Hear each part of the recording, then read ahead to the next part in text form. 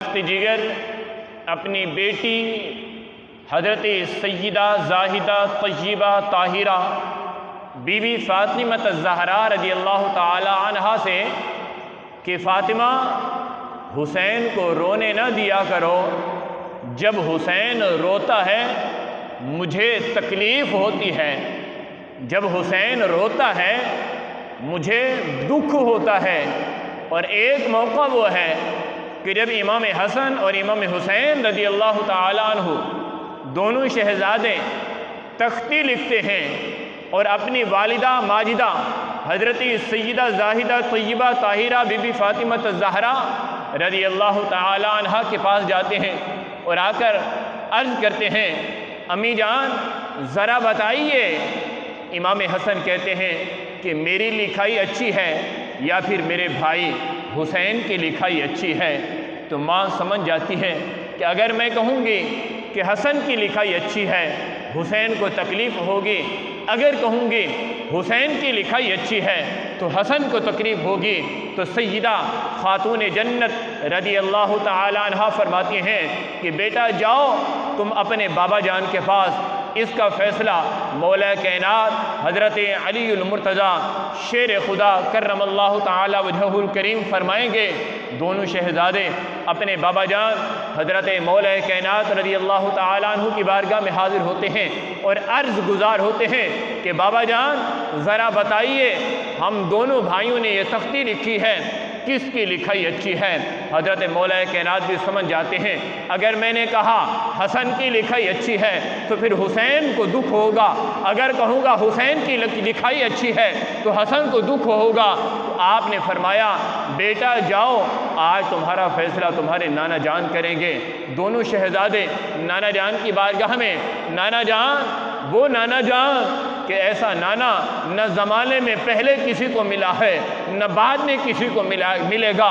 वो नाना जो अम्बिया का ताजदार है, वो नाना जो रसूलों का सरदार है, वो नाना जो अल्लाह का महबूब है, अल्लाह का प्यारा है, वो मेरे हसन का भी नाना है, मेरे हुसैन का भी नाना है। दोनों शहज़ादे मेरे आका मदीने वाले मुस्तफ़ा सल्लल्लाहु ताला अलैहि वसल्लम की बारगाह में हाज़िर होते हैं, अर्ज़ गुज़ार होते हैं, नाना जान हमने ये तख्ती लिखी है। सबसे पहले अपनी अम्मी की बारगाह में हाज़िर हुए थे, अपनी अम्मी के पास गए थे। अम्मी ने कहा इसका फ़ैसला तुम्हारे बाबा करेंगे। हम बाबा के पास गए, बाबा ने कहा इसका फ़ैसला तुम्हारे नाना करेंगे। नाना जान हम दोनों आपकी बारगाह में हाज़िर हो गए, हम आपके पास आ गए, अब आप फ़ैसला करें कि लिखाई किसकी अच्छी है। इमाम हसन ये सोच रहे हैं कि मेरी लिखाई अच्छी होगी, इमाम हुसैन सोच रहे हैं कि मेरी लिखाई अच्छी होगी, और यकीनन दोनों की ही लिखाई अच्छी थी, दोनों की ही अच्छी थी। तो मेरे आका मदीने वाले मुस्तफ़ा सल्लल्लाहु अलैहि वसल्लम समझ गए कि माँ ने भी फ़ैसला नहीं किया, किस वजह से नहीं किया, बाप ने भी फ़ैसला नहीं किया, किस वजह से नहीं किया, मेरे पास क्यों भेजा। तो मेरे आका अलैहिस्सलातु वस्सलाम ने रब की बारगाह में अर्ज़ की, मालिक अब दोनों शहज़ादे आ गए, तू जानता है, तू जानता है अब फ़ैसला किसके हक़ में करना है, मालिक ये तू ही बता दे। तो रब्बुल जलाल ने जिब्राइल को भेजा और फरमाया जा इन दोनों शहज़ादों के बीच में फ़ैसला कर किसकी लिखाई अच्छी है। अल्लाह रब्बुल जलाल का इज़्न है, जिब्राइल आ रहा है इमाम हसन और इमाम हुसैन की लिखाई का फ़ैसला करने के लिए, ये बताने के लिए कि लिखाई किसकी अच्छी है।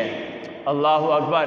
वो जिब्राइल जिसका काम अंबिया के पास वही लेके आना था, वो जिब्राइल जिसका काम इमामुल अंबिया सल्लल्लाहु अलैहि वसल्लम की बारगाह में कुरान मुक़द्दस की मुक़द्दस सूरतें और आयतें लेकर आना था, आज उस इमामुल अंबिया सल्लल्लाहु अलैहि वसल्लम के नवासों की लिखाई का फ़ैसला करने के लिए आया है।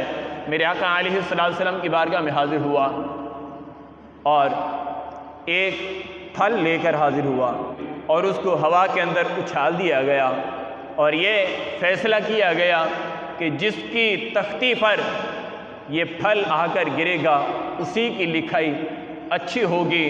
और ये फ़ैसला अब ना तो हज़रत سیدہ زاہدہ طیبہ طاہرہ بی بی فاطمہ الزہرا رضی اللہ تعالیٰ عنہ کر رہی ہیں، نہ یہ فیصلہ مولا کائنات علی المرتضیٰ کر رہے ہیں، اور نہ یہ فیصلہ امام الانبیاء کر رہے ہیں۔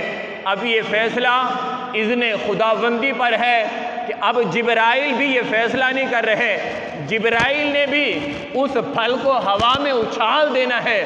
اب فیصلہ تقدیر خداوندی سے ہوگا کہ اللہ رب الجلال نے اس پھل کو کس سمت کی طرف رخ دے دینا ہے اور اس پھل نے کس تختی پر آ کر گرنا ہے۔ تو جب یہ پھل ہوا میں اچھال دیا گیا، جب یہ گرا، بعین ہی دو حصے ہو کر، بعین ہی دو ٹکڑے ہو کر، ایک حصہ امام حسن کی تختی پر آیا، ایک حصہ امام حسین کے تختی پر آیا۔ یعنی یہ فیصلہ کر دیا گیا کہ حسن کی لکھائی بھی اچھی ہے، حسین کی لکھائی بھی اچھی ہے۔ اب یہاں ایک قابل توجہ نکتہ ہے، دونوں کا بچپنا ہے، دونوں کا بچپنا ہے۔ اگر وقتی طور پر کہہ دیا جاتا کہ لکھائی حسن کی اچھی ہے، یہ بچے کی فطرت ہوتی ہے کہ بچہ تھوڑی دیر غمگین ہوتا ہے، بعد میں بھول جاتا ہے۔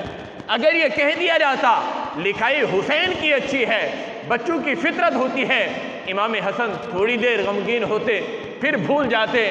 لیکن تھوڑی دیر غمگین ہونا یہ نہ تو سیدہ خاتون جنت کو برداشت تھا، تھوڑی دیر حسن و حسین کا غمگین ہونا نہ تو مولا کائنات علی المرتضیٰ کو برداشت تھا، تھوڑی دیر کے لیے حسن و حسین کا غمگین ہونا نہ ہی امام الانبیاء کو برداشت تھا، تھوڑی دیر کے لیے حسن و حسین کا غمگین ہونا نہ تو امام الانبیاء کو برداشت تھا، نہ تو جبرائیل کو برداشت تھا، اور نہ ہی بارگاہ خداوندی میں برداشت تھا۔ رب الجلال نے بھی وہ فیصلہ فرمایا ہے کہ دونوں خوش ہو گئے، دونوں کو خوش کر دیا۔ اب بچپنا ہے، یہاں دونوں کو خوش کیا جا رہا ہے۔ انبیاء کے بعد سب سے بڑا امتحان امام علی مقام سیدنا امام حسین رضی اللہ تعالیٰ عنہ نے دیا۔ صحابہ کرام علیہم رضوان کی بھی بڑی بڑی قربانیاں ہیں، بڑے بڑے امتحان ہیں۔ ہر صحابی نے نبی پاک صلی اللہ علیہ وآلہ وسلم کی بارگاہ میں حاضر ہو کر قربانیاں دی ہیں، لیکن میرے امام کی قربانیوں کا انداز ہی انوکھا ہے، میرے امام کی قربانیوں کا یہ سلسلہ ہی انوکھا ہے۔ اور رب کی بارگاہ میں کوئی شکوہ نہیں ہے، رب کی بارگاہ میں کوئی شکایت نہیں ہے، بلکہ رب ذوالجلال کی بارگاہ میں عرض کرتے ہیں مالک یہ ہماری قربانیاں قبول فرما لے۔ اللہ اکبر! کہ مدینہ چھوڑنا کتنا مشکل ہے۔ جب مدینہ طیبہ سے واپسی ہوتی ہے، مدینہ طیبہ سے روانگی ہوتی ہے، واپس اپنے وطن کی طرف جانا ہوتا ہے، تو اس وقت کیفیت، اس وقت حالت یہ ہوتی ہے کہ جیسے جسم سے روح جدا ہو رہی ہے، جیسے جسم سے جان نکل رہی ہے۔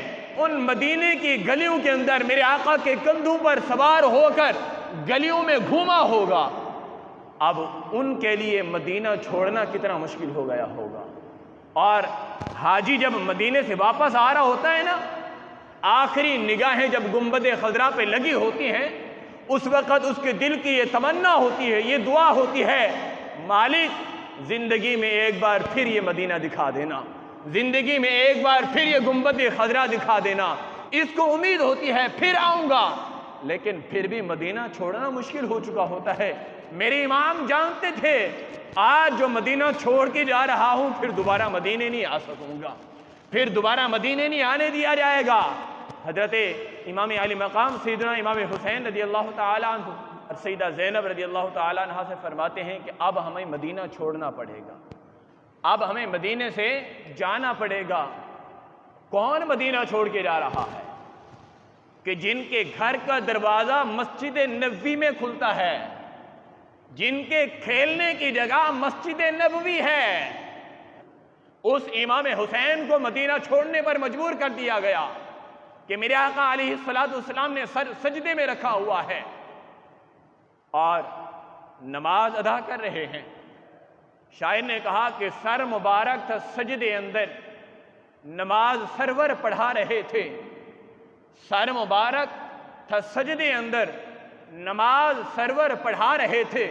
حضور آگے، صحابہ پیچھے، کر فرض اپنا ادا رہے تھے۔ ماحول ایسے میں مسکراتے حسین گھر سے جو آ رہے تھے، حسین پشتے نبی پہ چڑھ کے زمانے بھر کو بتا رہے تھے ملے گی جنت، پیے گا کوثر، اسی کو محشر میں چین ہوگا، میرے آقا شفاعت کریں گے اس کی، میرے نانا شفاعت کریں گے اس کی کہ جس کے دل میں حسین ہوگا۔ یہاں توجہ کرنا، ایک وقت ہے کہ میرے آقا علیہ السلام سجدے سے سر نہیں اٹھا رہے، میرا حسین نیچے گرے گا، چوٹ لگ جائے گی، تکلیف ہوگی، تکلیف سے بچانا مقصود ہے، سجدہ طویل کر دیا۔ ذرا بتائیے کہ جب امام حسین کی ولادت ہوئی تھی، میرے آقا علیہ السلام کو میرے آقا صلی اللہ علیہ وسلم کی بارگاہ میں جبرائیل حاضر ہوئے اور امام حسین کی ولادت کی خوشخبری کے ساتھ شہادت کی بھی خبر دی تھی، شہادت کی بھی خبر ساتھ ہے۔ میرے آقا علیہ السلام فرماتے ہیں کہ مجھے کربلا کی وہ مٹی دی گئی، بتایا گیا کہ اس جگہ پر آپ کے اسی نواسے کو بے دردی کے ساتھ شہید کیا جائے گا۔ ذرا بتائیے کہ میرے آقا علیہ السلام نے سجدے سے سر نہیں اٹھایا، میرا حسین نیچے گر نہ جائے، اسے چوٹ نہ لگ جائے، اسے تکلیف نہ پہنچے، اسے دکھ نہ ہو، اسے درد نہ ہو، جب وہ منظر کربلا والا میرے آقا صلی اللہ علیہ وسلم کی آنکھوں کے سامنے ہوگا کہ میرا حسین گھوڑے پر سوار ہے، دشمنوں نے وار کر دیے ہیں، دشمنوں نے زخمی کر دیے ہیں، دشمنوں نے اتنے تیر چلائے ہیں، میرے حسین کا جسم نازنین زخموں سے چور چور ہو گیا ہے، کسی نے خنجر مارے ہیں، کسی نے تلواریں ماری ہیں، خون بہ رہا ہے، میرے حسین زخمی ہیں۔ اب زخموں کی تاب نہ لاتے ہوئے آپ گھوڑے سے گر کر زمین پر تشریف لا رہے ہیں۔ میرے آقا علیہ السلام کو وہ اپنا سجدہ یاد آیا ہوگا کہ جب میں سجدے میں تھا، میں نے سجدے کو طول دیا تھا، میں نے سجدہ لمبا کر دیا تھا، میں نے رب کی تسبیح بڑھا دی تھی، میں نے 1 مرتبہ نہیں، میں نے 3 مرتبہ نہیں، میں نے 5 مرتبہ نہیں، میں نے 7 مرتبہ نہیں، میں نے 9 مرتبہ نہیں،